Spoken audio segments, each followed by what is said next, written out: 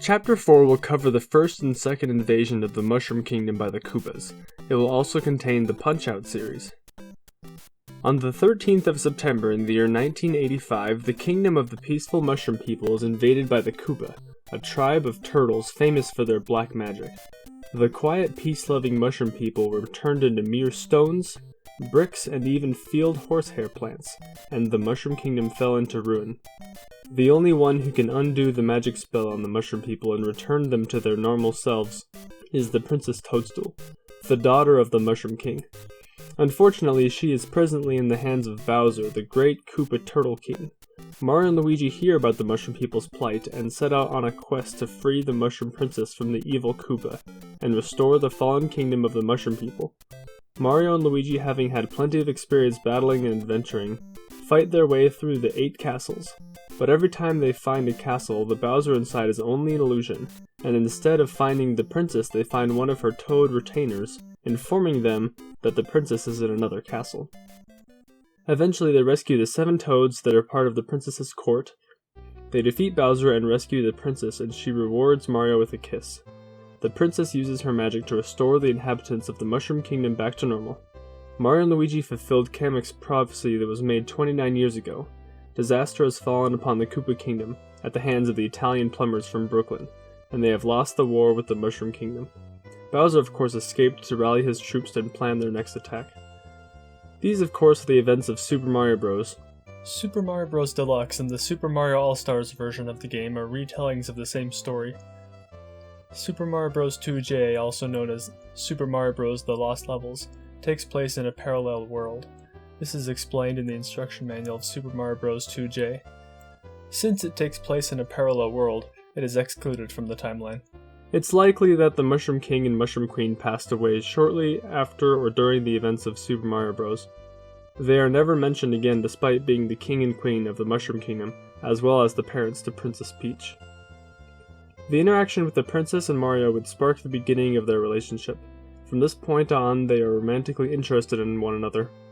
The interest is definitely mutual, but for whatever reason they never decide to make anything official or exclusive.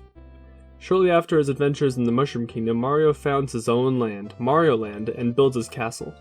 In the instruction manual for Super Mario Land 2, 6 Golden Coins, Mario states that Wario has attempted to steal his castle many times. It would make sense that Mario would have been living in his castle for at least a couple of years if, by 1989, when Super Mario Land 2 takes place, Wario has made many attempts to take it over. Before Mario rescued the princess, he had mostly been working blue-collar professions, and wouldn't have had the wealth necessary to build a castle, let alone found his own land. After his rescuing of the princess and kindling some sort of relationship with her, the most likely explanation of how he was able to found his own land was that the princess gave him a portion of the kingdom, and enough wealth to build his castle. Thus, in early 1986, Mario moves out of his living situation in New Donk to live in his castle in Mario Land. So Mario's rich now and doesn't have to work anymore, so what do you do when you're rich and retired? You travel and you golf. Up next is Family Computer Golf, Japan course. Mario and Luigi travel to Japan and go golfing. As previously mentioned, traveling to and from the Mushroom World and Earth is relatively easy, at least for Mario and his friends. There are about 20 different instances of one or many individuals from the Mushroom World traveling to and from Earth, and as mentioned previously, mostly for recreation. It's around this time that Little Mac, a 17-year-old from Bronx, New York, meets Doc Louie by chance, and the two of them end up becoming friends. Doc Louie is an ex-heavyweight boxer, and he decides to train Little Mac to fight in the World Video Boxing Association. This brings us to the events of Mike Tyson's Punch-Out. According to the newspaper promoting his fight with Mike Tyson, the tournament takes place around the end of March '87, due to the paper being published on April 1st of '87.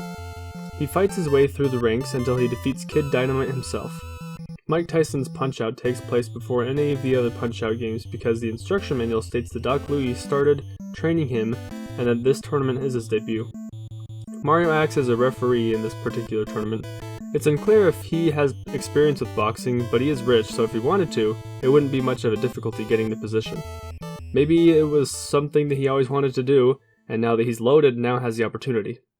Due to most all of the ages of the boxers being consistent through Mike Tyson's Punch-Out, Punch-Out Wii, and Super Punch-Out SNES, all of the Punch-Out games take place relatively close to one another. They were placed a month apart from one another in order to allow a break between each tournament. As previously mentioned, Super Macho Man is the only boxer to have a birthday between Mike Tyson's Punch-Out, Punch-Out Wii, and Super Punch-Out SNES. He is 27 in Mike Tyson's Punch-Out, 27 in Punch-Out for the Wii, and 28 in Super Punch-Out for the SNES.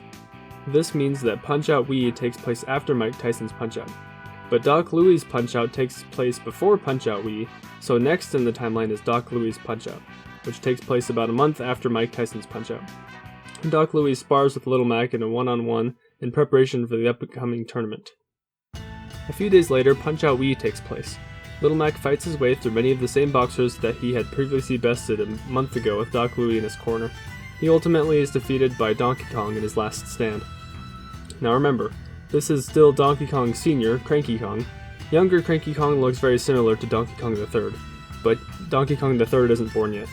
About a month later, Super Punch-Out SNES takes place.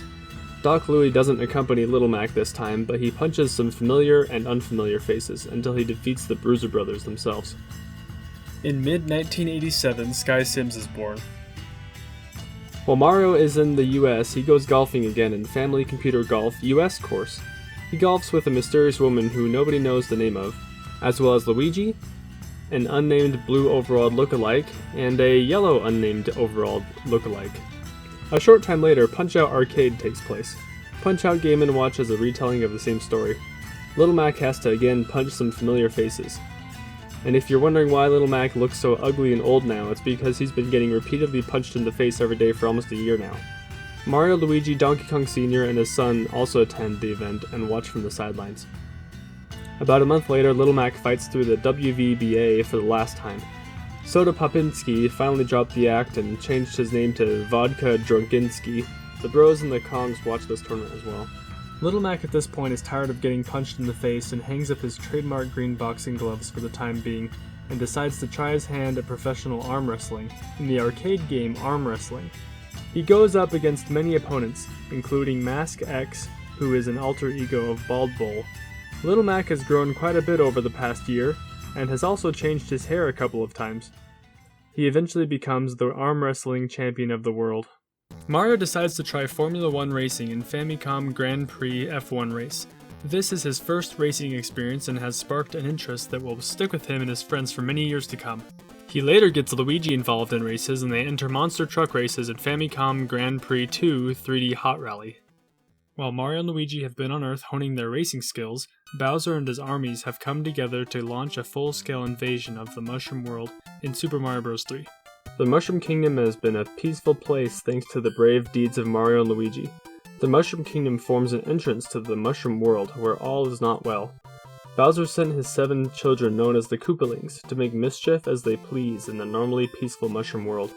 They stole royal magic wands from each country in the Mushroom World and used them to turn their kings into animals. Mario and Luigi must recover the royal magic wands from Bowser's 7 kids to return the kings to their true forms. The princess bids them farewell and good luck as Mario and Luigi set off on their journey deep into the Mushroom World, receiving much assistance from the toads that inhabit the Mushroom World. They defeat the Koopalings one by one: Larry Koopa, Morton Koopa Jr., Wendy O. Koopa, Iggy Koopa, Roy Koopa, Lemmy Koopa, and finally Ludwig von Koopa. They return the wands back to the kings and return them to their normal selves. During all of this, Bowser has kidnapped the princess again, and the Bros travel into the depths of the Koopa Kingdom until they reach Bowser's stronghold. They defeat Bowser and rescue the princess from his clutches. After her rescue, she jokes that she is actually in another castle. Bowser's first partner, the presumed mother to the Koopalings, has parted ways with the Koopa King at this point, and is never mentioned in any of the games.